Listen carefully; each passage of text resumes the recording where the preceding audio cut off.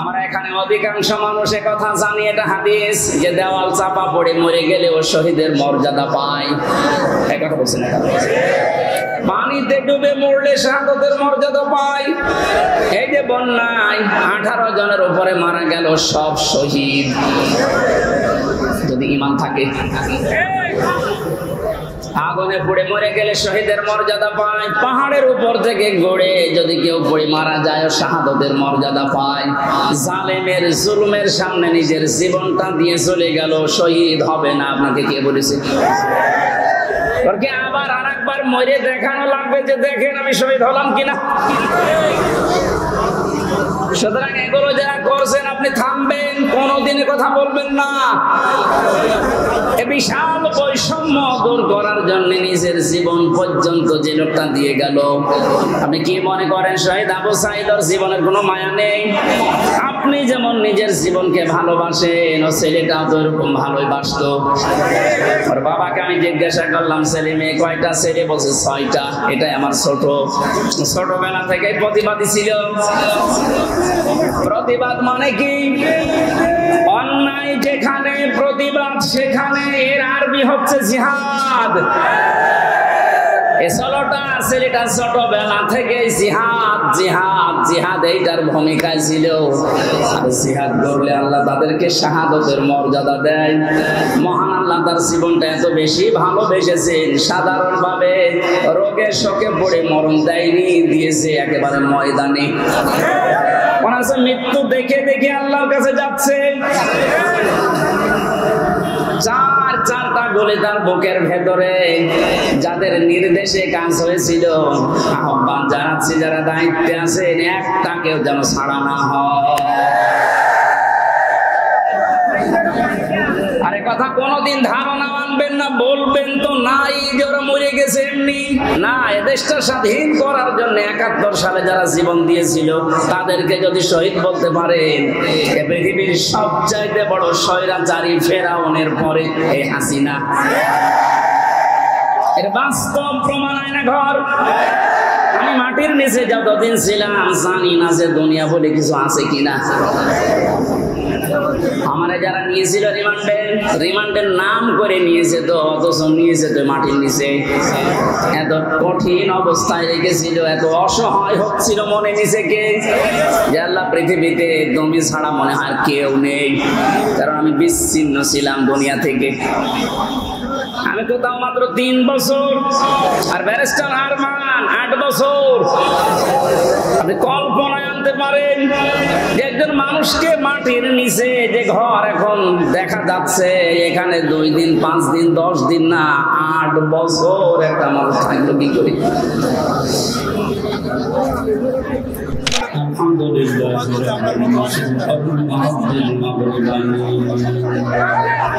الذي خلق كل شيء سجين وأرسله علينا بإحسان الوالدين ونشهد أن لا إله إلا الله وحده لا شريك له وأشهد أن محمدا عبده ورسوله سيد الكونين صلى الله عليه وعلى آله وصحبه وأتباعه أجمعين مولانا في التوفيق فقد قال الله تعالى في كلامه المجيد وبرهانه التوفيق أعوذ بالله من الشيطان الرجيم بسم الله الرحمن الرحيم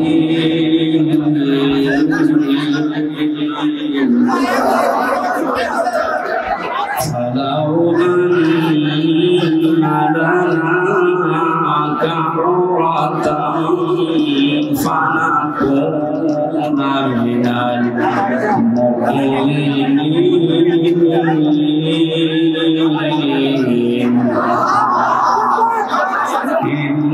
المؤمنين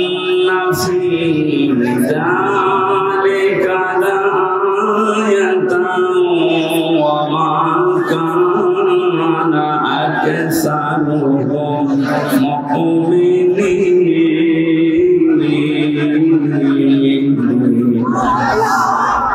صدقت يا ربنا.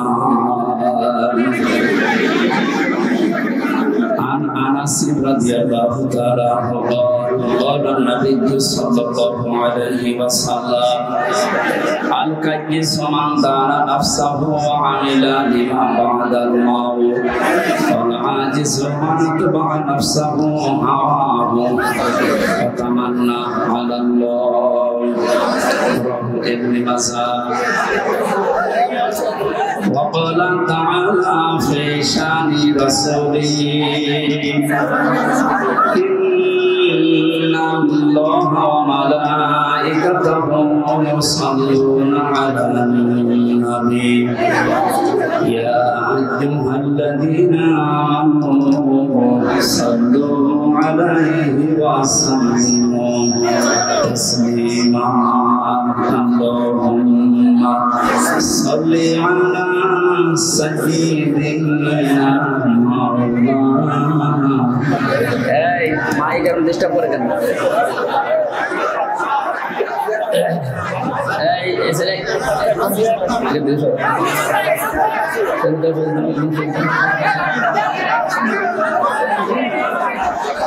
ولا لي سيدنا مولانا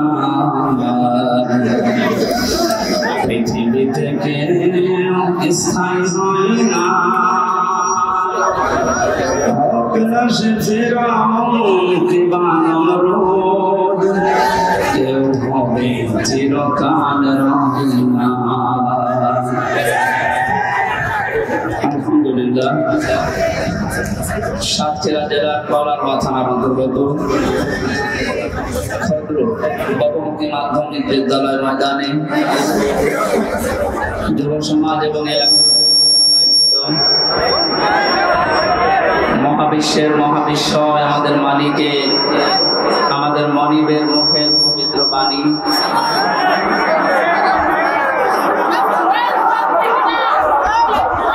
কোরআনে কারীম তাফসীরুল কোরআন মাহফিলের স্বনামধন্য সভাপতি, প্রধান অতিথি, বিশেষ অতিথিবৃন্দ, এতক্ষণ যারা আলোচনা রাখলেন আপনাদের খুলনার কৃতি সন্তান ইসলামিক চিন্তাবিদ মাওলানা রবিউল ইসলাম, নাম না জানা অন্যান্য উলামায়ে কেরাম, যশোর সাতক্ষীরায় আসলে যারা কোরআনের জন্য মহব্বত নিয়ে এগিয়ে আসে আমার শ্রদ্ধাভাজন স্যার বসে আছেন, যশোর মুক্তিযোদ্ধা ডিগ্রি কলেজের অধ্যাপক জনাব জাহাঙ্গীর আলম, মঞ্চে বসা অত্র এলাকার সর্বজন শ্রদ্ধাভাজন ব্যক্তিবর্গ, সামনে বসা মুসলমান ভাইরা, পর্দার আড়ালের সম্মানিতা মা এবং বোনেরা,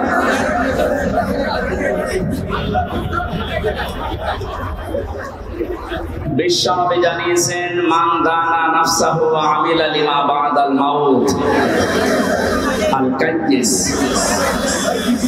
পৃথিবীতে ওই লোকটাই সবচাইতে বড় হতভাগ্য, সবচাইতে বড় আহাম্মক, যে লোকটা মৃত্যুর পরবর্তী সময়ের জন্য কোনো প্রস্তুতি নেয় না, অথচ আন্দাজে আল্লাহর উপরে আশা করে বসে থাকে।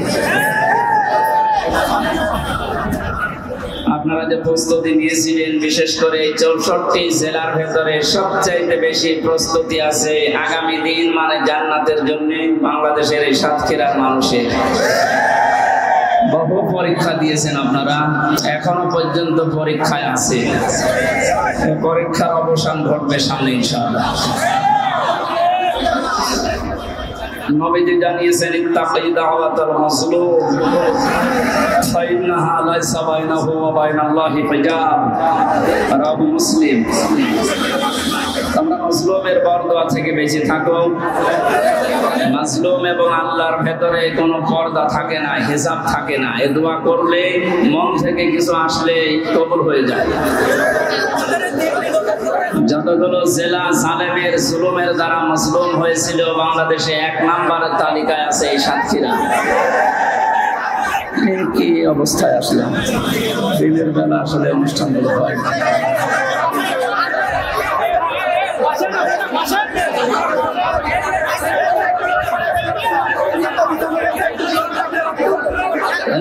রাতে ছাড়া মাহফিল গুলো আর নেবেন না, মানুষের এত ডিস্টার্ব করবে।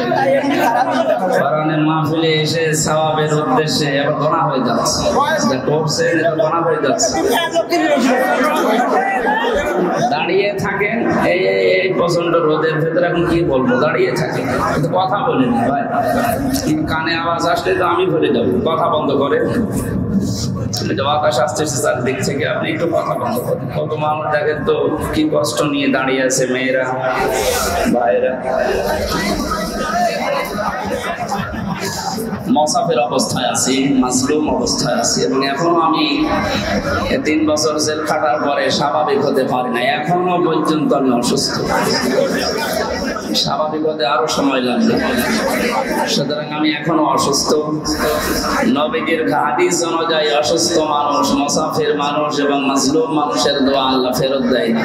এই হিসাবে আশা নিয়ে আমি মোনাজাত করছি, মহান আল্লাহ যেন সাতক্ষীরার মানুষদেরকে মাজলুম হিসাবে গ্রহণ করে তার বানানো জান্নাত দান করবে। সামনে বসা মুসলমান ভাইরা, পর্দার আড়ালের সম্মানিতা মা এবং বোনেরা, এরা পর্দার আড়ালে নেই, এসব বাইরে চলে এসেছে।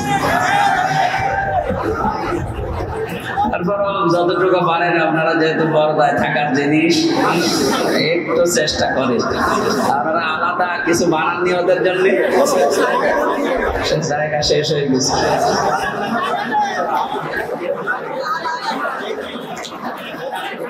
প্রশাসনের ভাইরা এখন আর বলা লাগছে না, কারণ প্রশাসন তো এখন না হলেও আমরা পারছি। কয়েকদিন আগে এই যে আনসার বাহিনী দিয়ে একটা বিশৃঙ্খলার চেষ্টা চালিয়েছিল কিছু জালেমেরা। জালেম যারা, এদের অন্তরে আল্লাহ মোহর মেরে দেয়, এই জন্য ও মরণের আগে আর ভালো হয় না। এমনকি মরণের আগে যদিও চেষ্টা করেও যে ভালো হয়ে যাব, আল্লাহ ওকে আর সুযোগ দেয় না। এর এই জুলুমের কারণে ওকে আল্লাহ এমন ভাবে মরণ দেয়, পৃথিবীতে ও ইতিহাস হয়ে থাকে।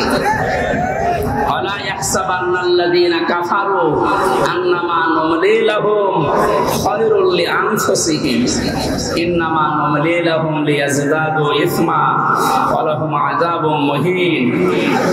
কোরআনে কারীমের সূরা আলে ইমরানের ভেতরে আছে, এটা 178 নম্বর আয়াত। আল্লাহ তাআলা বলেন, ওয়ালা ইয়াহসাবান্নাল্লাযীনা কাফারু আন্নামা নুমলি লাহুম খায়রুল লিআনফুসিহিম। হে নবী, যারা কাফের, এই মানুষগুলো মনে করে আমরা ক্ষমতার চেয়ারে বসে আছি, আল্লাহ মনে হয় আমাদেরকে ভালোবেসে কল্যাণের জন্য রেখে দিয়েছে। ইন্নামা নুমলি লাহুম লিয়াজদাদু ইসমা। অথচ আমি আল্লাহ ওদেরকে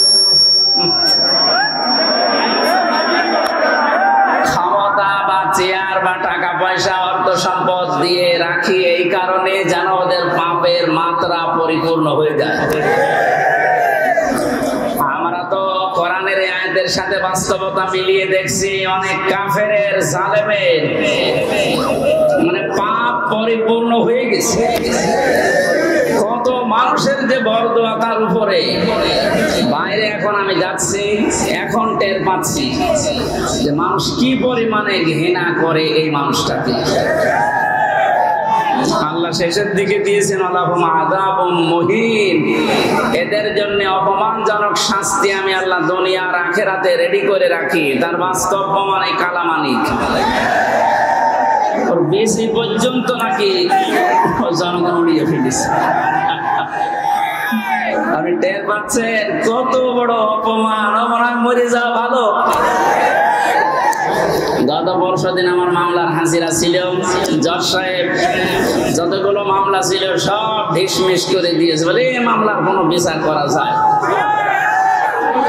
আমি মনে করলাম যে প্রশ্ন করি যে স্যার আপনার হাতেই তো 3 বছর ছিল এই মামলাটা, তখন তো জামিন দিলেন না, এখন হঠাৎ করে কি এমন শক্তি আপনার ভেতরে ভর করেছে? হয়তো জিজ্ঞাসা করলে বলবে যে আমার হাত বাঁধা ছিল, এখন আমার হাত খোলা আছে। সাদাকে সাদা কালোকে কালো বলার সময় এখন, কারণ কোনো চাপ নেই। ছাত্র জনতার মাধ্যমে যে বিষয় আমরা পেয়েছি, আমরা এইরকমই একটা দেশ চাই যারা যে দায়িত্বে থাকবে যেন কোনো চাপে না থাকে। আপনারা জানেন সাবেক আইজি আব্দুল্লাহ আল মামুন এবং তার আগেরটা শহীদুল ইসলাম, দুইজনে ধরা পড়ার পরে এখন 7 দিন আর 8 দিন করে রিমান্ডে আছে। এদের নির্দেশে নাকি এদেশের হাজারের উপরে ছাত্র ছাত্রীকে গুলি করে দুনিয়া থেকে বিদায় দেওয়া হয়েছে। রিমান্ডে এখন না আমাদের যে অবস্থা করেছিল, মাটির নিচে নিয়ে কালো কাপড় দিয়ে চোখ বেঁধে পেছনে হ্যান্ডকাপ দিয়ে ঝুলিয়ে ডান্ডা বেড়ি পায়ে দিয়ে দড়ি মাথায় টাঙিয়ে 11 ঘন্টা টাঙিয়ে রেখেছিল। আমার মনে হয় এদেরকে, আমার তো বিনা কারণে, আর এদের তো কারণ আছে। আবু সাইদ, মুগ্ধ, ইয়ামিন, আবু রায়হান সহ যত মানুষ হত্যা হয়েছে, এবং এই কয়েকদিন আগে যে ভ্যানের উপরে লাশ তোলা হচ্ছিল সেই লোকটাও ধরা পড়েছে। এদেরকে এখন আমাদেরকে যে দেখাইতো এই ডিম, এদের এই ডিম যদি একটু দেখান এমনি সব স্বীকার করবে। সুতরাং যে মানুষগুলো জালেম ছিলেন, যারা জালেমের সহযোগী ছিলেন, জেনে বুঝে আপনি আর মুসলমান নেই, আপনি কাফের হয়ে গেছেন। এটা তো আমি বানালাম নাকি? কেউ যদি জালেম হয় আর কেউ যদি জেনে শুনে জালেমের সহযোগী হয়, তাকে সহযোগিতা করে, সাহায্য করে, যারা এগুলো করবে তারা নবীর উম্মত থেকে বের হয়ে যাবে। নবীর উম্মতের ভেতরে যদি না থাকে ও কি? এই কথা বলেন। আমি মনে করলাম জিজ্ঞাসা করে যে স্যার আপনি এতদিন তো এই কাজ করলেন না, হঠাৎ করে আমার বিচার শেষ হওয়ার পরে যেহেতু আমার সব ডিসমিস করে দিয়েছে, আর কিচ্ছু নেই, একেবারে বেকসুর খালাস, তার মানে 3টা বছর পর্যন্ত আমাকে জেলে রাখা পুরাটা অন্যায়, আমার তো কোনো দোষ পেলেন না। এক কথা বলুন না কেন? যাদেরকে বিনা কারণে এভাবে বছরের পর বছর জেলে রাখা হয়, তারা যদি নির্দোষ প্রমাণ হয় বিচারের পর, যারা এ বিচার দিয়েছিল মামলার আয়ু থেকে শুরু করে টপ টু বটম প্রত্যেককে ওইভাবে জেল খাটানো দরকার। তাহলে যদি নাই বিচার প্রতিষ্ঠা হয়। ওনার যেমন হাত এখন খোলা, প্রত্যেক জায়গায় আমরা এরকম হাত খোলা পরিবেশ এবং বিভাগ চাই। কথা বলেন। কেউ যেন এই কথা বলতে পারে না হুজুর আমার কিছু করার নেই, উপরের নির্দেশ। ছাত্র জনতায় বৈষম্য দূর করার জন্য এই জীবনটা দিয়ে গেল। আমি গত কয়েকদিন আগে শহীদ আবু সাইদের কবরের কাছে গিয়েছিলাম, আমার বাবার সাথে দেখা করি, আমার যা সামর্থ্য ছিল আমি টাকা পয়সা দিয়ে দোয়া করে এসেছি। একজন এরকম না, হাজারের উপরে এই দেশে এরকম ছাত্র ছাত্রী জীবন দিয়ে গেল। এদেরকে অনেকে শহীদ বলতে চাচ্ছেন না, আপনার কপাল খারাপ। কোরআনে কারীম জানিয়েছে ওয়ালা তাকুলু লিমান ইউকতালু ফি সাবিলিল্লাহি আমওয়াত বাল আহইয়াউ ওয়ালাকিন লা তাশউরুন। সূরা বাকারা 154 নম্বর আয়াত, তাফসীরে ইবনে কাসিরের ভেতরে আছে। আল্লাহ পাক বলেন মুখ দিয়ে কোনদিন এই কথা বলবি না। শুধু একজন নাই, তাকুলু বহু বচন দিয়েছেন। আল্লাহ বলেন কেউ এই কথা বলবি না যে যারা শাহাদাত বরণ করেছে ওরা মরে গেছে। মানুষ যেহেতু মুখ দিয়ে কথা বলে, এই জন্য আল্লাহ মুখের উপরে নোটিশ দিয়েছেন এ কথা কোনদিন এই পৃথিবীতে কেউ যেন না বলে। এ নির্দেশ কার? না হামজা বানিয়েছে? আল্লাহ নির্দেশ দিচ্ছে যারা শাহাদাত বরণ করে, যারা শহীদ হয়, এদেরকে মৃত বলবেন না, বাল আহইয়া, বরং তারা জীবিত। ওয়ালাকিন লা তাশউরুন, তোমরা তো টের পাও না। যশোর সাতক্ষীরাবাসী খুব খেয়াল করেন, মুখের পরে মানুষের যেহেতু আর একটা জায়গা আছে, ধারণার জায়গা। মানুষ মনে মনে ধারণা করতে পারে যে লোকটা মনে হয় মরে গেছে। এই জন্য আল্লাহ ধারণার উপরে, মনের উপর আল্লাহ নোটিশ জারি করে দিয়েছেন, ওয়ালা তাহসাবান্নাল্লাযীনা কুতিলু ফী সাবিলিল্লাহি আমওয়াতা বাল আহইয়াউন ইনদা রাব্বিহিম ইরযাকুন। সূরা আলে ইমরানের 169 নম্বর আয়াত। এটা তাফসিরে ফি জিলালিল কোরআনের তাফসিরে আছে। ব্যাখ্যা যত আছে 8-9 পৃষ্ঠা লেখা, সব বলতে গেলে সময় কভার হবে না, এজন্য আমি সামারাইজ করছি। মুখের উপরে আল্লাহ নোটিশ দেওয়ার পরে আল্লাহ অন্তরের উপরে নোটিশ দিয়েছেন যে ধারণাও করবি না। যারা শাহাদাত বরণ করে এরা মারা গেছে, ধারণাও করা যাবে না। এই নির্দেশ কার? বাল আহইয়া, বরং তারা জীবিত। শুধু জীবিত না, ইনদা রাব্বিহিম ইরযাকুন, এরা আমি আল্লাহর কাছে রিজিক পাচ্ছে। আমরা এখানে অধিকাংশ মানুষ কথা জানি, এটা হাদিস, যে দেওয়াল চাপা পড়ে মরে গেলেও শহীদের মর্যাদা পায়। কথা বলছেন, পানিতে ডুবে মরলে শাহাদাতের মর্যাদা পায়। এই যে বন্যায় 18 জনের উপরে মারা গেল, সব শহীদ, যদি ঈমান থাকে। আগুনে পুড়ে মরে গেলে শহীদের মর্যাদা পায়। পাহাড়ের উপর থেকে গড়ে যদি কেউ পড়ে মারা যায়, শাহাদাতের মর্যাদা পায়। জালেমের জুলুমের সামনে নিজের জীবনটা দিয়ে চলে গেল, শহীদ হবে না। আপনাকে কে বলেছে? আবার আরেকবার মরে দেখানো লাগবে যে দেখেন আমি শহীদ হলাম কিনা। সুতরাং এগুলো যারা করছেন, আপনি থামবেন, কোনদিনে কথা বলবেন না। বিশাল বৈষম্য দূর করার জন্য নিজের জীবন পর্যন্ত যে লোকটা দিয়ে গেল, আপনি কি মনে করেন শহীদ আবু সাঈদের জীবনের কোনো মায়া নেই? আপনি যেমন নিজের জীবনকে ভালোবাসেন, ও ছেলেটাও তো এরকম ভালোই বাসতো। ওর বাবাকে আমি জিজ্ঞাসা করলাম, ছেলে মেয়ে কয়টা? ছেলে বলছে 6টা। এটাই আমার ছোটবেলা থেকে প্রতিবাদী ছিল। প্রতিবাদ মানে কি? অন্যায় যেখানে প্রতিবাদ সেখানে, এর আরবি হচ্ছে জিহাদ। ছেলেটা ছোটবেলা থেকে জিহাদ জিহাদ জিহাদ এইটার ভূমিকায় ছিল। আর জিহাদ করলে আল্লাহ তাদেরকে শাহাদাতের মর্যাদা দেয়। মহান আল্লাহ তার জীবনটা এত বেশি ভালোবেসেছেন, সাধারণভাবে রোগে শোকে পড়ে মরণ দেয়নি, দিয়েছে একেবারে ময়দানে। মৃত্যু দেখে দেখে আল্লাহর কাছে যাচ্ছে। চারটা গোলে তার বুকের ভেতরে, যাদের নির্দেশে কাজ হয়েছিল, আহ্বান জানাচ্ছি যারা দায়িত্বে আছেন, একটা কেউ যেন ছাড়া না হয়। আরে কথা কোনদিন ধারণা আনবেন না, বলবেন তো নাই যে ওরা মরে গেছে এমনি না। এদেশটা স্বাধীন করার জন্য 71 সালে যারা জীবন দিয়েছিল, তাদেরকে যদি শহীদ বলতে পারেন, পৃথিবীর সবচাইতে বড় স্বৈরাচারী ফেরাউনের পরে এই হাসিনা। এর বাস্তব প্রমাণ আয়না ঘর। আমি মাটির নিচে যতদিন ছিলাম জানি না যে দুনিয়া বলে কিছু আছে কিনা।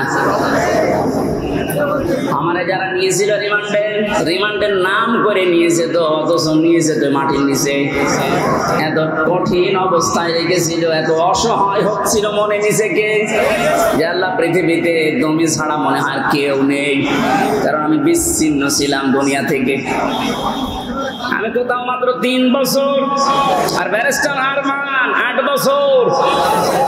আপনি কল্পনায় আনতে পারেন যে একজন মানুষকে মাটির নিচে যে ঘর এখন দেখা যাচ্ছে, এখানে 2 দিন 5 দিন 10 দিন না 8 বছর একটা মানুষ থাকলো কি করে?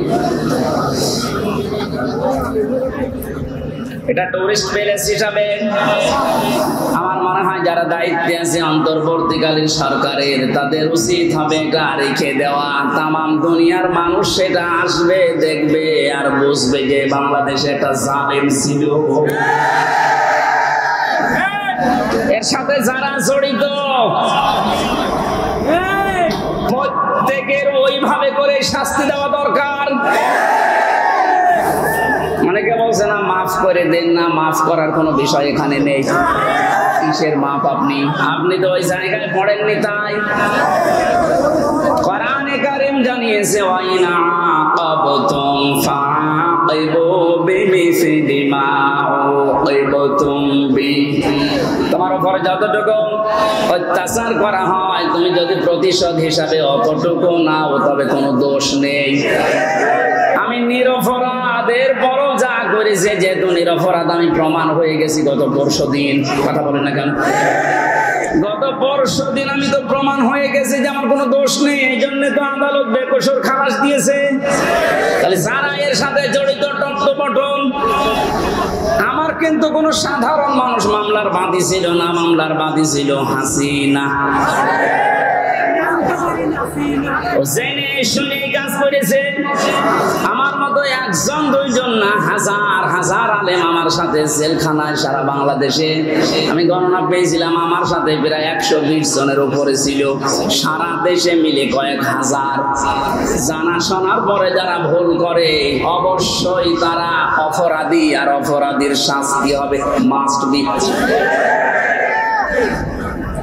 অপরাধগুলোর সাথে যারা জড়িত আছেন, আমি নিজেরটা যেহেতু ভুক্তভোগী আমারটা বলছি, আমি তো নিরপরাধ প্রমাণ হয়েছে দেশের আদালতে। যারা জড়িত আমার মামলার আইওয়াই মিজান থেকে শুরু করে প্রত্যেকের আমি এইরকম 3 বছর জেল চাই। এমনকি আমার ধরার পরে আমার বাবার কাছ থেকে ওরা বিনা কারণে বলেছে 10 লাখ টাকা দেন, নয়তো 50টা মামলা দেব। বাবা মানে গ্রাম্য মানুষ, ভয়তে 8 লাখ দিয়ে দিয়েছে। আমি গতকালকে আমার মামলার আইরে কল দিয়েছিলাম। আগে ওরে আমি স্যার বলতাম, আর কান থেকে দেখছি কান্না কাটি করে বলছে স্যার কি করা লাগবে বলেন। কি করা লাগবে মানে আমার 8 লাখ টাকা ফেরত দে। কারণ এখন তো আমার কোনো দড়ি নেই, সব শেষ। শুধু আমার মামলা না, এদেশে যত মানুষকে বিনা কারণে আজ বন্দি ঘরে, আয়না ঘরে, জেলখানায় আটক রাখা হয়েছে, এদের সাথে যারা জড়িত কিছু তো প্রমাণ করতে আপনি পারবেন না। এদেশের 18 কোটি মানুষ যদি মাফ করে দেয় আপনাকে, কারণ আমার সামনে ব্যারিস্টার আরমানের স্ত্রী আপনারে মাফ করবে না। আমান আজমি কালকে লাইভ করেছেন সংবাদ সম্মেলনে, যা করেছেন তার সাথে পৃথিবীর ইতিহাস পাল্টিয়ে ফেলেছেন। এই জন্য আল্লাহ জালেমদের এত কঠিন এবং করুণ এবং ভয়ঙ্কর পরিণতি নিয়ে আসে। কালকে আদালত থেকে বের হওয়ার সময় দেখলাম হাজী সেলিম হাও মাও করে কাঁদছে। আমি কিছু জানি না, কথা মুখ দিয়ে ভালো বের হয় না। নৌকা বলতে গিয়ে নৌকা বলে, নৌকা বলতে পারে না। কি হলো বলেন তো জালেমের? যতগুলো হত্যা মামলা তার, একটার যদি রায় হয় হত্যা মামলাতে ফাঁসি হবে তার। অথচ বয়স এই বয়সে হচ্ছে চরিত্র এখন দেখা যাচ্ছে। আমার মনে হয় এটা মুখে আনতেও আমার ঘৃণা করে। এই যুবক মানুষের যদি একটু উল্টাপাল্টা করে তো মেনে নেওয়া যায়। 80 বছর বয়সের শরীর চলে না, আর কি করছে? ওর দৃশ্য দেখে শয়তান মাঝে মাঝে হাসে, আল্লাহ তুমি আমার শয়তান বানিয়েছো। হাজি নামে কলঙ্ক, হাজি সেলিম কত টাকার মালিক ছিল শুধু আল্লাহ জানে, আর ও জানে, তাছাড়া কেউ জানে না। টোকাই থেকে পর্যন্ত পৌঁছে কি হলো আপনার? শেষ বয়সটা একটু আল্লাহ বিল্লাহ করে দুনিয়া থেকে বিদায় নেবেন, সে অবস্থা এখন আপনার নেই। যদি মামলার রায় হয়ে যায় সারাটা জীবন এখন ফাঁসির কন্ডেম ছেলে ধুকে ধুকে মরা লাগবে। আর ফাঁসির কন্ডেম ছেলে যে খাবারটা দেয় আমি তো দেখেছি 3 বছর। আমি সাধারণ মামলার আসামি, অথচ আমার 3টা বছর হয়ে গেছে ফাঁসির কন্ডেম সেলের ভেতরে, যোগাযোগ বিচ্ছিন্ন। এত বড় বড় অফিসার শুধু আমি না, মাওলানা মামুনুল হক থেকে শুরু করে যতগুলো আলেম আমরা ছিলাম প্রত্যেকের সাথে, বিশেষ করে আমাদের এই দুইজনের সাথে বেশি, আমাদের এক জায়গায় যেতে দেয় না, একটু কথা বলতে দেয় না। কেউ যদি আমাদের কাছে আসে কারারক্ষী দিয়ে পাহারা দেয় যে ওর কাছে যেন কেউ না যায়, আবার সিসি ক্যামেরা দিয়ে রাখে। কেন এমন কড়াকড়ি করলেন? কি হলো আপনার? মাথায় দড়ি দিয়ে, হাতে ব্যান্ডেজ লাগিয়ে, হ্যান্ডকাপ লাগিয়ে, ডান্ডা বেরি পরিয়ে যখন আদালতের সামনে দিয়ে নিয়ে যেত, মনে হচ্ছে গরু নিয়ে যাচ্ছে। ও বাংলার মুসলমানেরা, আমি আর যাই করি না কেন, আমার তো মনে হয় আমার নামের আগে একটা আলেম শব্দ লেখা আছে। একবার বলছেন না, এমনকি আমি একেবারে অপরিচিত না। এদেশে যদি 100 জন মানুষ পরিচিত থাকে, সবাই চেনে থাকে, তার ভেতরে হামজা একজন। রাস্তা দিয়ে আসলে মায়ের কোলে বসে বসে হামজা হুজুর যাচ্ছে, তার মানে পেটের ভেতর থেকে শুনে আসতেছে হামজা নামে একজন আছে।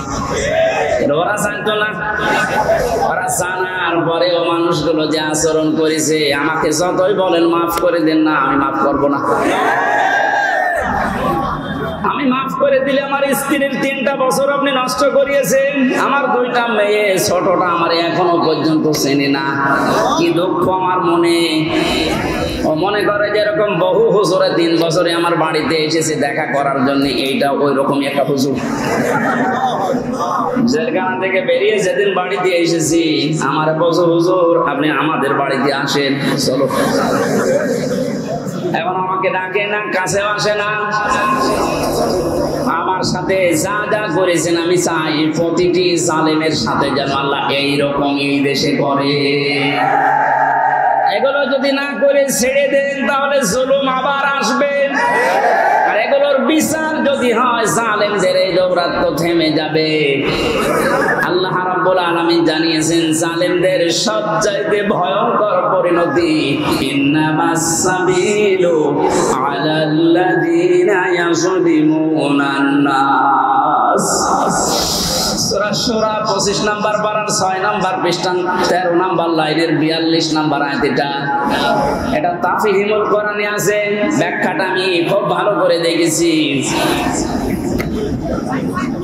এই জামানার মুসাদ্দিদ সাইয়্যিদ আবুল আলা মাওদুদী রাহমাতুল্লাহ আলাইহি এত সুন্দর করে আয়াতটার ব্যাখ্যা লিখেছেন, আমি পড়লে আমার কাছে আশ্চর্য লাগে। আয়াতটা আল্লাহ পাক বলেন, এই পৃথিবীর ময়দানে জালেমদের দৌরাত্ম্য যাই হোক না কেন, দুনিয়া একদিন তো শেষ হবে। মরণের পরে আমি আল্লাহ নিজে জালেমদের বিরুদ্ধে নিজে মামলা দায়ের করব। এদেশে 15 বছর যারা ছিল, পৃথিবী এখন প্রমাণ পেয়েছে অন্তত আয়না ঘরের মাধ্যমে যে এরা জালেম ছিল। জালেমদের বিরুদ্ধে মামলা হামজার না আল্লাহর? এই কথা বলুন। এটা নির্দ্বিধায় এখন বলতে পারি, এদেশের দায়িত্বে যারা ছিল, বিশেষ করে 1734 জন মানুষ, একেবারে ওই উপর থেকে শুরু করে, আমি নিষ্ঠার বললাম না, এ পর্যন্ত 1734 জন মানুষ দায়িত্ব পালন করেছেন মেন জায়গায়। এই 1734 জন প্রত্যেকেই জালেম এবং জালেমের সহযোগী। এরা সব হামজার মামলার আসামি। কার? বলেন বলেন। আল্লাহর মামলার আসামি, যিনি নিজে রায় দেবেন, নিজে বিচারপতি, তিনি বাদী। যে মামলার বাদী যত কঠিন হয়, শক্ত হয়, মামলা কিন্তু এরকম ঝামেলায় পড়ে। আমি তো বলেছিলাম, আমার মামলা যদি রবিউল জাহাঙ্গীর স্যারের মতো এইরকম মানুষ কেউ মামলা দিত, টাকা পয়সা দিয়ে কবে আমি বের হয়ে চলে আসতাম। কিন্তু এমন মানুষ মামলা দিয়েছে, টাকা তো খাবে না, কারণ টাকা খেতে খেতে আর জায়গা নেই। তার পিয়নের 400 কোটি টাকা। কথা বলছেন, আমার কাছে কয় টাকা খাবে? এই জন্য সিএমএম কোর্ট, জজ কোর্ট, হাইকোর্ট মিলিয়ে আমার মামলাটা 30 থেকে 31 বার উঠেছে, এরপরও জামিন হবে না। বলেন তো কোথায় পৌঁছিয়েছে বিচার ব্যবস্থা? এটা মূল্য চুরি মামলা। মূল্য চুরি না, মূল্য চুরি করলে একটা অপরাধ হয়, আর আমার যে কিচ্ছু জানি না ওই বিষয়ে। কোন পাগল ছাগল নাকি একটা কাঁচি, ধান কাটা কাঁচি নিয়ে গেছে সংসার ভাঙার জন্য, ওরে কালকে হাজির করেছিল কোর্টে।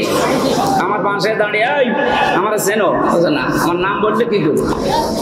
আমারে বলতে বলিস। জজ সাহেব যে হাসছিল কালকে পরশুদিন, একেবারে খালাস দিয়েছে এমনি না, বলছে আমি কি দেখে বিচার করবে মামলার, কোনো মাল ম্যাটারেস নেই, যা সব শেষ করে দিলাম, মামলা বলতে আর কিচ্ছু নেই।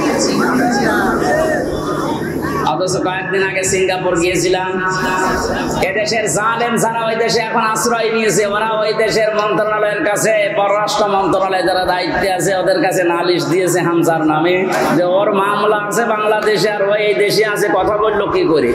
শয়তানি করার জায়গায় দেশে আর পাচ্ছে না, এখন বাইরে শয়তানি করছে।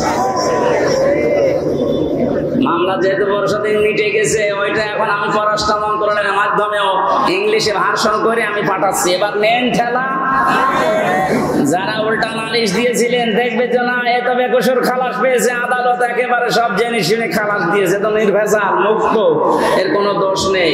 যারা এই দোষ দেওয়ার জন্য ওই দেশে নালিশ দিয়েছে তারা এবার বিপদে পড়বে না? যে এই দেশে আর থাকতে পারেনি, পালিয়েছে, ওই দেশেও আর পারবে না, আবার আসবে কুকুরের মতো পিটিয়ে মারবে।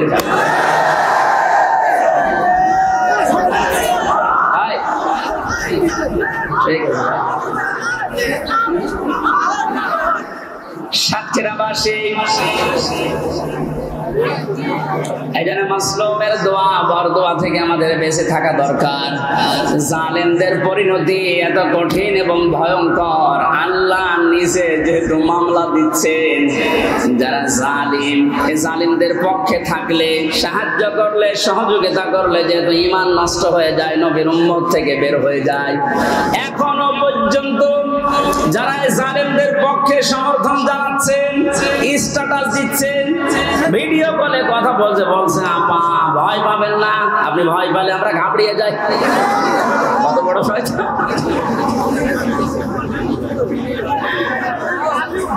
আমার তো মনে হয় ওর ভিডিওটা আমি দেখলাম, শয়তান তো আমি দেখিনি, যদি দেখতাম মনে হয় শয়তান এরকমই হইতো।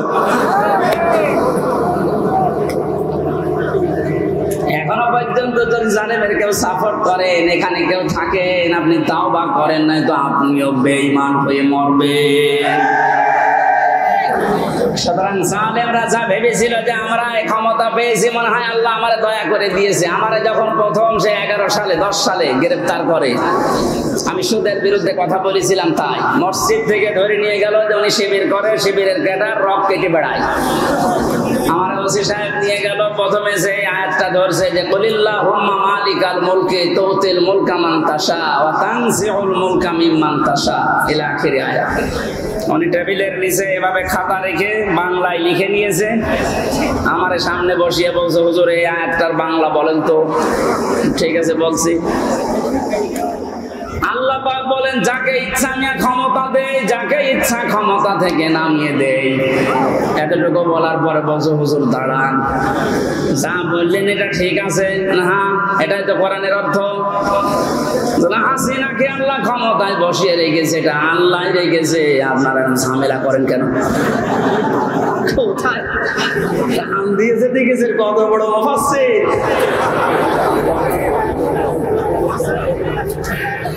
সূরা আলে ইমরানের 178 নম্বর আয়াতটা গত কয়েকদিন আগে আমি তাফসীর সহ পড়তে গিয়ে দেখি ওই ওসির কথার পুরা উল্টা।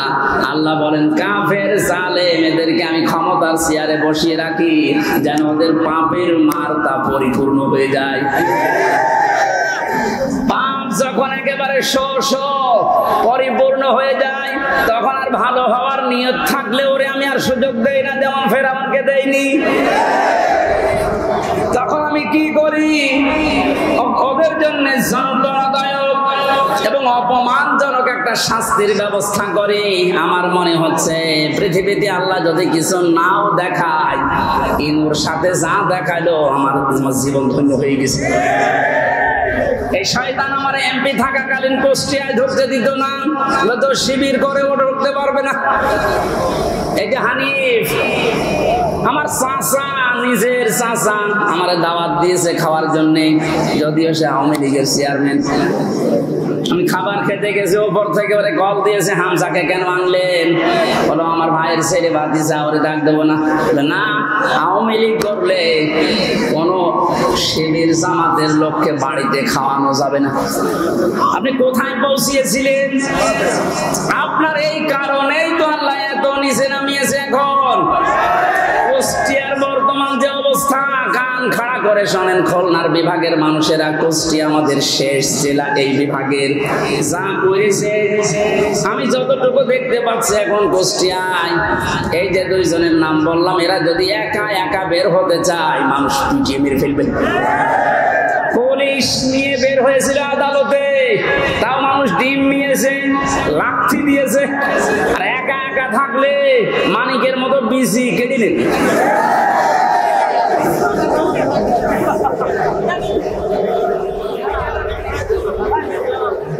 এখানে জালেমদের কিন্তু পরিণতি খুব খারাপ। তারা আল্লাহর মামলার আসামি, তাদের দুনিয়াও শেষ, আখিরাতও শেষ।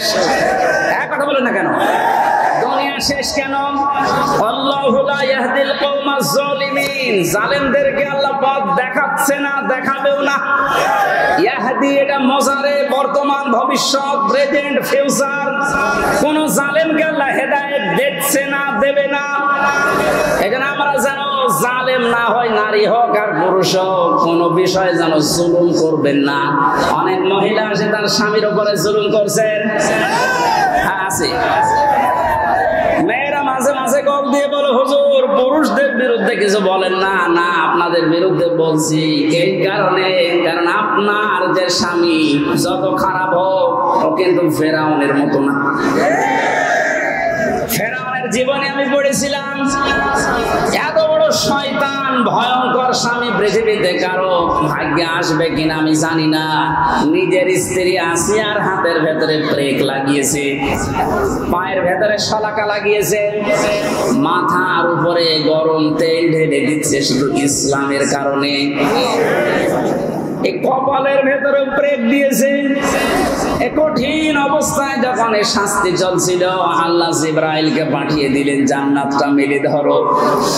হযরতে জিবরাইল এসে যখন জান্নাত দেখালেন, হযরতে আসিয়া ডাক দিয়ে বলেছিলেন, মাবুদ তুমি আমার জন্য জান্নাত পাঠিয়েছো, আমি জান্নাত চাই না, আমি চাই তুমি যেখানে থাকো ওই জায়গায় একটা ঘর আমার জন্য বানিয়ে দাও, যেন সব সময় তোমাকে দেখা যায়। দ্বিতীয় নম্বর, একটু ভালো করে মেয়েরা, এটাই আপনার ওয়াজ। দ্বিতীয় নম্বর তিনি বলেছিলেন, অনাজ্জিনি মিন ফিরআউনা ওয়া আমালিহি ওয়া নাজ্জিনি মিনাল কওমিজ জালিমিন। সূরা তাহরিমের 12 নম্বর আয়াত। হযরতে আসিয়া বলেছিলেন, মাবুদ আমার স্বামী আমার উপর যে অত্যাচার জুলুম করছে, লোকজন দিয়ে নিজেও দেখতেছে, তুমি এই জুলুম অত্যাচার থেকে আমাকে বাঁচাও, কিন্তু আমার স্বামীর উপরে তুমি গজব দিও না। বাংলার মা বোনেরা, আমি আপনাদেরকে ভালোবাসি, কারণ যে 4টা কারণ না মানলে মেয়েরা জাহান্নামে যাবে, তার 3 নম্বরে এইটা।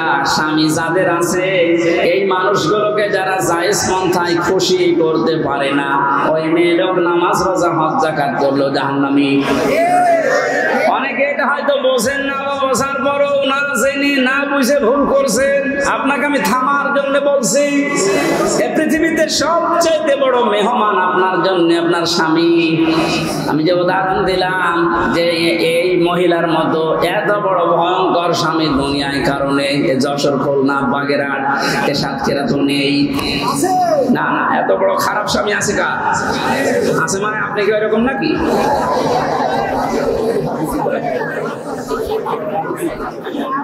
এত বড় শাস্তি দেওয়ার পরেও তিনি যদি বরদোয়া না দেন স্বামীর জন্য, আর আপনার একটা সাবান কম হয়ে গেলে, শাড়ি কম হলে আপনি বরদোয়া দেন। স্বামীর বাড়িতে এসে যে কষ্ট স্বীকার করছেন, মনে করবেন আমার সাদগা দেওয়ার সওয়াব হচ্ছে প্রতিনিয়ত। এখানে যে সমস্ত মা বোনেরা স্বামীর বাড়িতে অত্যাচার, জুলুম, নির্যাতনের শিকার হয়ে আছেন, আপনার কিন্তু প্লাস পয়েন্ট, আপনি জান্নাতের দিকে এগিয়ে যাচ্ছেন। মাঝখান থেকে ফেরাউন মার্কা যদি আপনার ওই স্বামীটা হয়, ও জাহান্নামের দিকে এগিয়ে যাচ্ছে। বলেন নাউজুবিল্লাহ।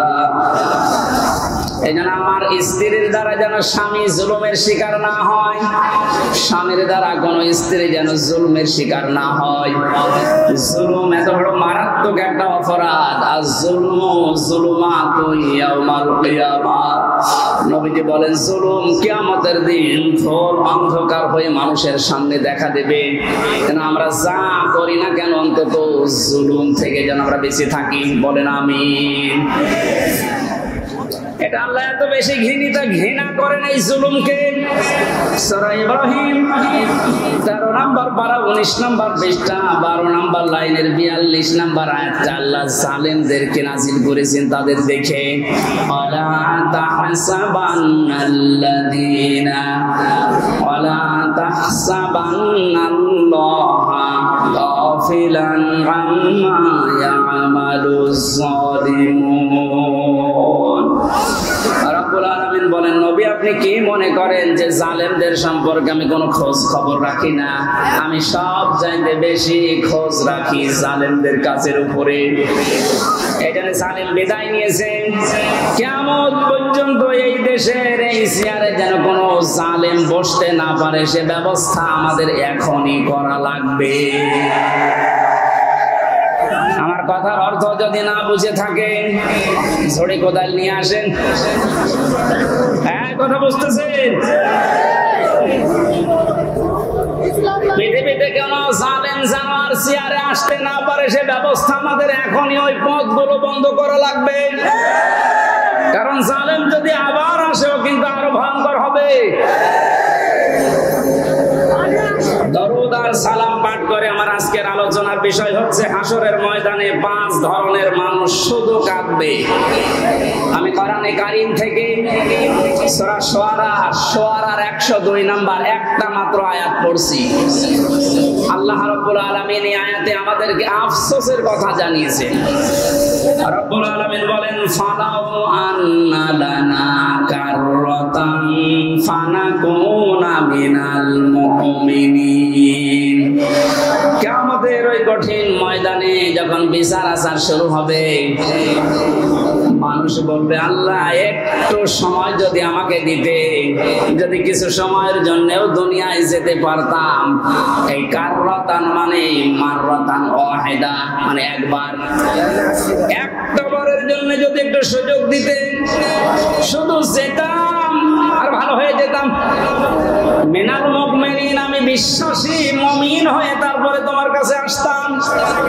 আল্লাহ পাক বলেন, না, আজকের এই ময়দানে যত ধরনের, যত শ্রেণীর মানুষ এই ময়দানে বসে আছে, দাঁড়িয়ে আছে বিচারের জন্য, 5 প্রকার মানুষের ভেতরে শুধু কাঁদতেই থাকবে, কাঁদতেই থাকবে।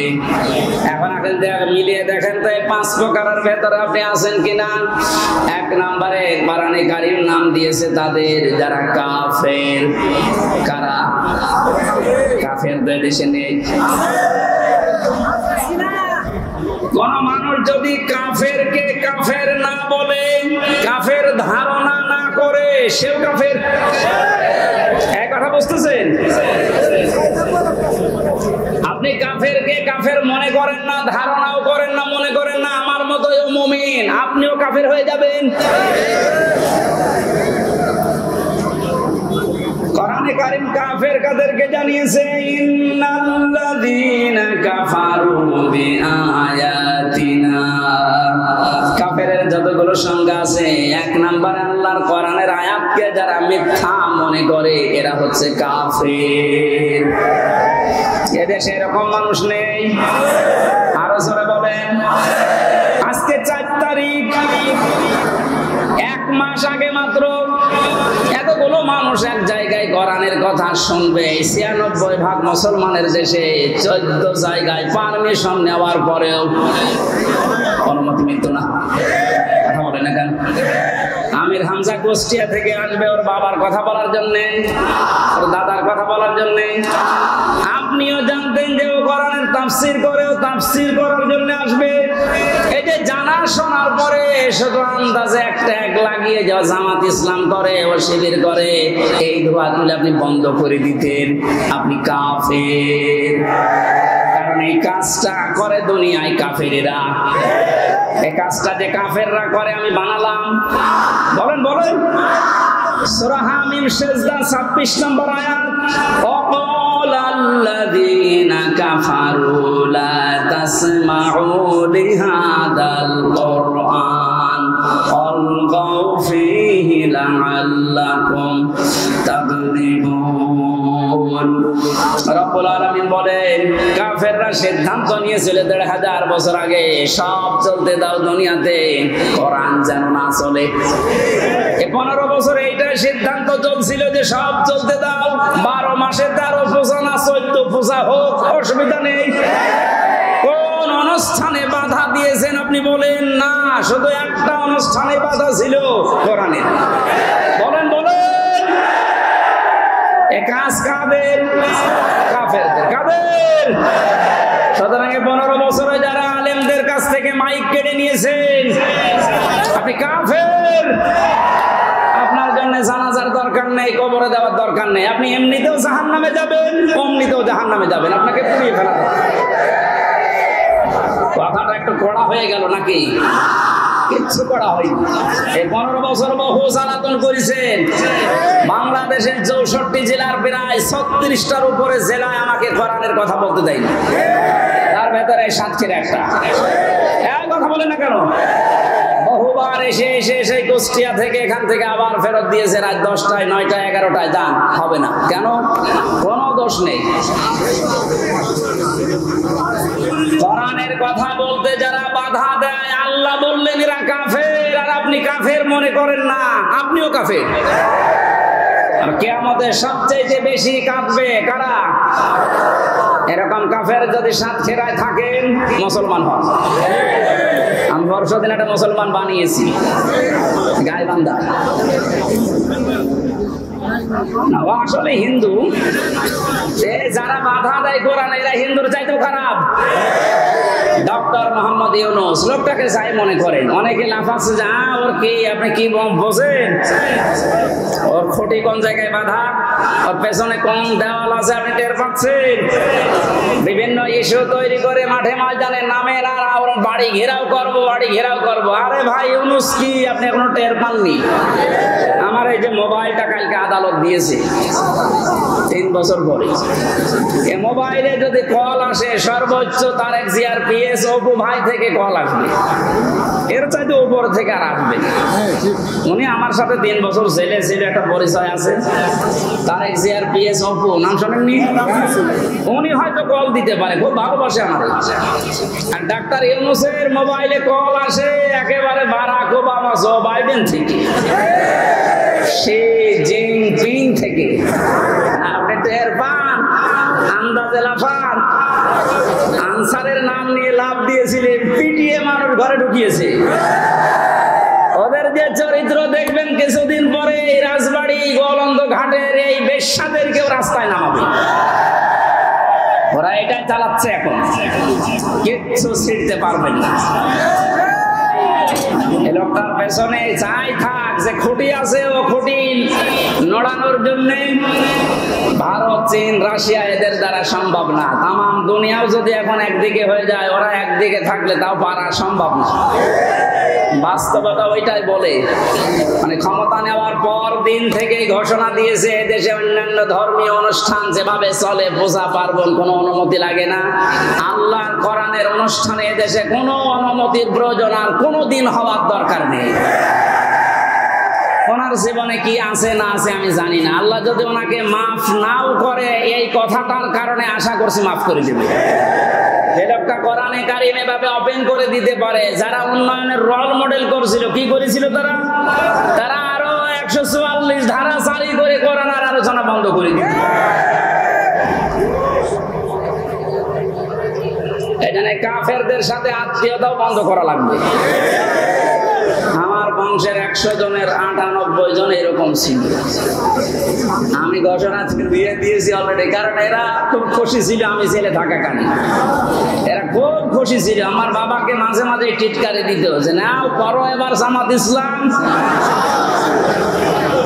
5 তারিখের পরে ও যখন পালিয়েছে 1:30টার সময়, বিকাল 5টা বাজতে বাজতে বাড়ি থেকে কল আসছে, ভাতিজা আমরা সব আল্লাহর ওলি হয়ে যাচ্ছি। এখন আল্লাহর ওলি হচ্ছে, এর আগে কি করেছিলে? কাফেরদের জানাজা পড়া জায়েজ আছে। ঘোষণা দিয়েছি যারা ইসলাম কায়েম হবে এইটা চাই না, সে আমার বংশের লোক না, আমার বাবা হলেও জানাজায় আমারে ডাকবেন না। জানাজা হামজানা কাবা শরীফের ইমাম পড়ালেও জাহান্নামে যাবে। মানে কাফের যারা, এক কথাই বলছি, ইসলামের কোন বিধানকে জানার পরে যারা গোপন করে রাখে এরাও এক প্রকার ডিজিটাল কাফের। আর এই বাংলাদেশে এটা সবচাইতে বেশি। এক কথা বলছে না কেন? 2 নম্বরে মুশরিক, এটা কঠিন শব্দ।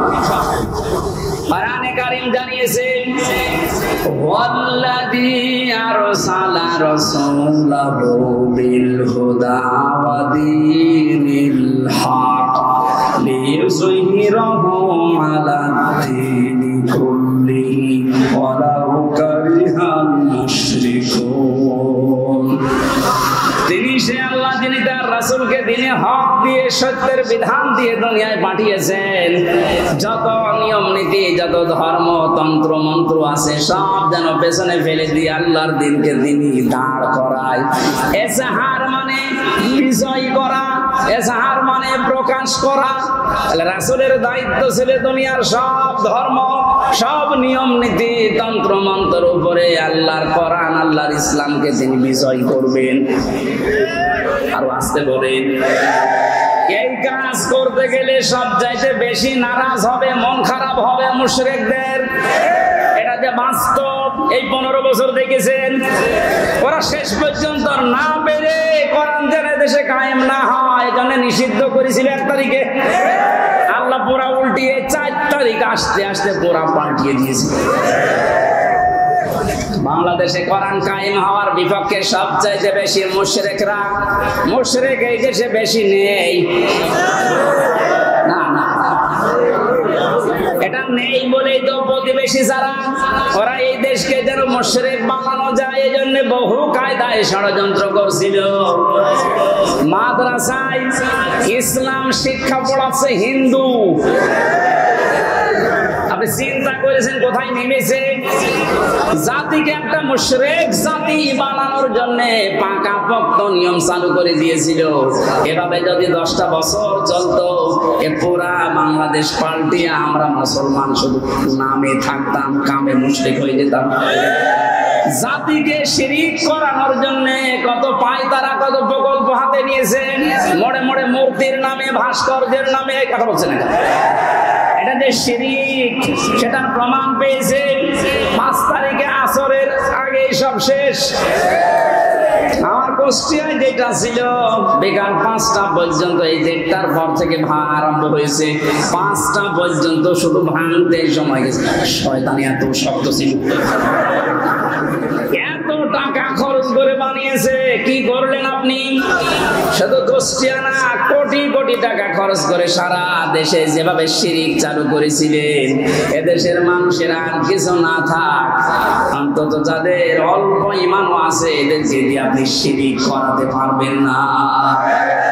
এজন্য মাত্র 3-4 ঘন্টার ব্যবধানে পুরা দেশ থেকে শিরিকের যত শিকড় ছিল সব মূলোৎপাটন করে ফেলেছে। কথা বলেন ঠিক কিনা? আমরা শিরিক করে আল্লাহর কাছে কিয়ামতের ময়দানে অজরে কাঁদতে চাই না, আমরা আল্লাহ আমাদেরকে বাঁচিয়ে দিয়েছে। কোন কারণে মরা মানুষের ছবি টাঙানো লাগবে ওখানে? এটা প্রকাশ্য একটা শিরিক। এটা কি?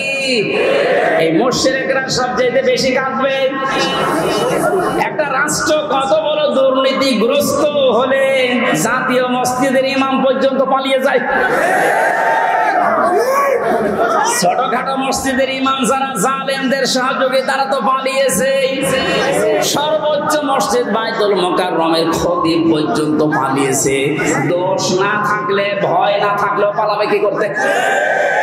কোথায় পৌঁছিয়েছিল? আল্লাহ আমাদেরকে হাতে ধরে বাঁচিয়েছে। 3 নম্বরে আল্লাহর দরবারে কাঁদবে সবচেয়ে বেশি মুশরিক, মুনাফিক। 4 নম্বরে বেদাতি। ইসলামের নাম বলে ইসলামের ভেতরে প্রবেশ করিয়ে ইসলাম বলে চালিয়ে দেয়। এটা বাংলাদেশে খুব বেশি ছিল। এই ব্রাহ্মণবাড়িয়া, কুমিল্লা এলাকায় এখন সবগুলো মাথা নিচু হয়ে গেছে। বিশেষ করে চট্টগ্রাম এলাকায় যে নূরে বাংলা, ইংলিশ বাংলা, জাঙ্গি হুজুর নাম শোনেননি? প্রকাশ্য বেদাত চালু করেছিল। কবরের পাশে যে বলতো, হে খাজা, ও আল্লাহর ওলি, আপনার কাছে পরীক্ষার্থীরা এসেছে, একটু দোয়া করে দিন। আরে কবরে যারা থাকে ওরা সব চাইতে বড় অসহায়, সে কি করে দোয়া করবে? সুতরাং এই বেদাত যারা চালু করেছিলেন, এই শিরক, তাদেরকে এখন জাতির শিক্ষা দেওয়া দরকার। নয়তো সময় যদি একটু নরম হয়ে যায়, ওই বেদাতিগুলো কিন্তু আবার মাথা ছাড়া দিয়ে উঠবে। 5 নম্বরে সবচেয়ে বেশি কান্নাকাটি করবে হারামখোর, যেটা এখন কাঁদতেছে। আমি কয়েকদিন আগে বাইরের কয়েকটা রাষ্ট্র ঘুরে আসলাম, মালয়েশিয়া, সিঙ্গাপুর দিয়ে, দেখেছি যে হারামখোর যারা, তাদের সম্পদ কি পরিমাণ। বেগম পাড়া বানিয়েছে। ধ্যান চালিয়ে যদি উপায় করা লাগতো, কিয়ামতের আগে বেগম পাড়া বানাতে পারতো না। সবগুলো টাকায় জনগণের। কথা বলেন, শিক্ষকদের বেতন হয় না, আর ওর এক মেয়ের বিয়েতে 12,000 কোটি টাকা খরচ করে। ওর মুখে মারবেন না কোন জায়গায় মারবেন? হারামখোর যারা, থামেন। কি করবেন? হারাম উপায় করে হাসি সেলিমের দিকে তাকান, দরবেশের দিকে তাকান। টাকা কম ছিল ওর, কিন্তু সব টাকা এই দরবেশের। হারাম, হারাম এবং হারাম। কিচ্ছু নিয়ে যেতে পারবেন না হারাম উপায়কারী যারা। যেহেতু বর্ডার এলাকার মানুষ আপনারা, এই এলাকায় তো হারাম নেই। এই পাশের মাল ওই পাশে দেয়, ওই পাশের মাল এই পাশে নিয়ে আসে। এটা চুয়াডাঙ্গার দর্শনার্থীদের দায়িত্বে ছিল এমপি টগর, ওর ভাই বাবু এই কাজে জড়িত ছিল। এখান থেকে স্বর্ণ পাচার করে প্রতিবেশীকে দিয়ে দিত, আর প্রতিবেশী থেকে একটু ডাল, তাও মসুরের ডাল না, ফ্যান্সি ডিম। জনগণ শাস্তিও দিয়েছে এরকম। অবৈধ ইনকাম করে যা বানিয়েছিল সব আল্লাহর রাস্তায় পুড়িয়ে দিয়েছে। এখান থেকে একটু শিক্ষা নিতে পারেন না? এত বড় বড় হারামখোর, এদেরকে যদি আল্লাহ এরকম অপমান করতে পারে, আপনি আর আমি কিচ্ছু না। কার জন্য হারাম কাজ করবেন? কার জন্য হারাম উপায় করবেন? ফামান সুহসিহা আনিন নার ওয়া উদখিলাল জান্নাতা ফাকাদ ফাজ। আল্লাহ পাক বলেন, এই পৃথিবীর ময়দানে আসল হার জিত না, আসল হার জিতের জায়গা হচ্ছে ময়দানে মাহশার, আখিরাতের ময়দান। এখানে আমি আল্লাহ যাকে জাহান্নাম থেকে মুক্ত করে জান্নাত বলে ঘোষণা দেব, এই লোকটার জীবন সফল। এই চিন্তাধারা যাদের ছিল, তাদের সাথে কয়েকজনকে পেয়েছিলাম জেলখানায়। তার 1 নম্বরে আমার দৃষ্টিতে ভালো মনে হয়েছে ডাক্তার শফিকুর রহমান, জামাত ইসলামের শ্রদ্ধাভাজন আমিরকে। মুরব্বী মানুষ, এর যে ইবাদত, এর যে ঈমান, এর যে তাওয়াক্কুল, আল্লাহর প্রতি ভরসা কোন পর্যায়ের, এ মাথায় ধরবে না। একটা সেজদায় 45 মিনিট, 1 ঘন্টা, 1.5 ঘন্টা, 2 ঘন্টা একটা সেজদায় কাটিয়ে দিলে 65 বছর বয়স। অথচ আমার মতে 32 বছর যুবক মানুষ 12 রাকাত নামাজ পড়তে মাত্র 1 ঘন্টা লাগে। তখন তো হাফেজ, উনি হাফেজ না, শুধু কয়েকটা সূরা তেলাওয়াত করে সেজদা দিত। এক সেজদায় 1-1.5 ঘন্টা 2 ঘন্টায় পড়ে অজরে কাটতো। মাঝে মাঝে বলতো, হামজা আল্লাহ আমাকে যদি মাফ করে দেয় এইটাই আমার জীবনের আসল সফলতা। তারা ইখলাস দেখে আজ দলে দলে পালে পালে মানুষ ইসলামের দিকে ঝুঁকতেছে। আর কথা বলে না কেন? কোরআনে কারীম জানিয়েছে, ওয়ারাইতান নাসা ইয়াদখুলুনা ফি দীনিল্লাহি আফওয়াজা। হে নবী, আপনি দেখতে পাবেন দলে দলে পালে পালে মানুষ ইসলামে প্রবেশ করছে। সেই দৃশ্য যেহেতু আমরা বাংলাদেশ এখন দেখতে পাচ্ছি। আগস্টের 5 তারিখের আগের জরিপ পেয়েছিলাম, এদেশে ইসলাম কায়েম হোক, এটা চাইতো 100 জনের মাত্র 20 জন। এই যে এখন আজকে 4 তারিখ, কালকে জরিপ পেয়েছি, এই দেশে এখন 100 জনের 35 জন মানুষ চাচ্ছে যে ইসলাম কায়েম হোক। আর কিছুদিন যেতে দিন এভাবে যদি 51% মানুষ চায় যে দেশে ইসলাম কায়েম হোক, তখন আর কেউ বাধা দিয়ে আটকাতে পারবে না। এটা আমরা দেখতে চাই কিনা? এই চুপ করে।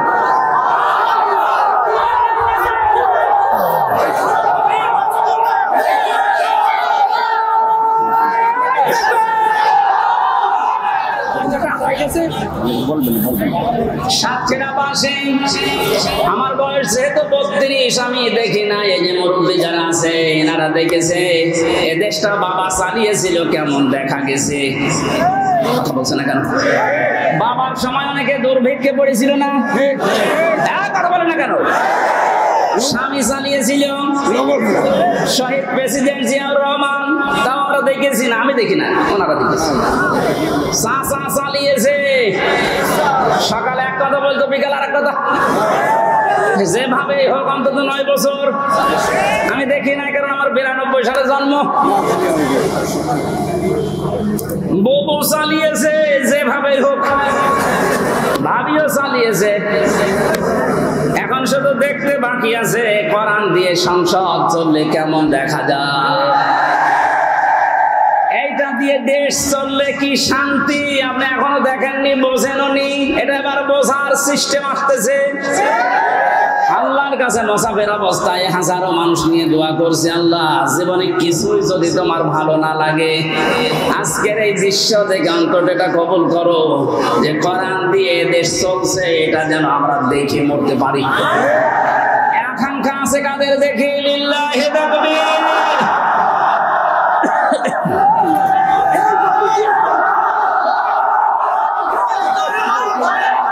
আলহামদুলিল্লাহ। ভাই হাত শুধু সামিয়ানার নিচে নাকি বাইরে যাবে?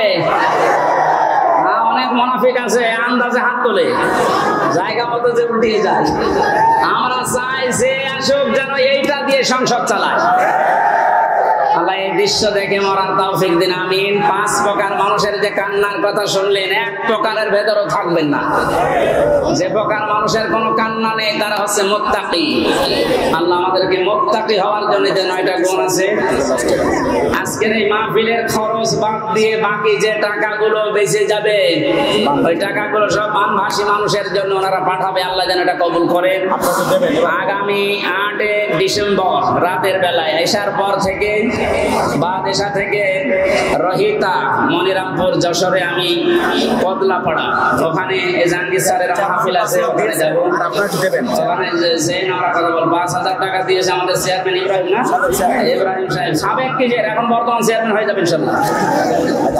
আল্লাহুম্মা আমিন। লা ইলাহা ইল্লা আনতা সুবহানাকা ইন্নী কুনতু মিনাজ জালিমিন। রব্বুল আলামিন, সারাটা জীবন অপরাধ করে জীবনটা নষ্ট করে ফেলেছি। হাত উঠায় কথা বলবো ভয় করে, লজ্জা করে।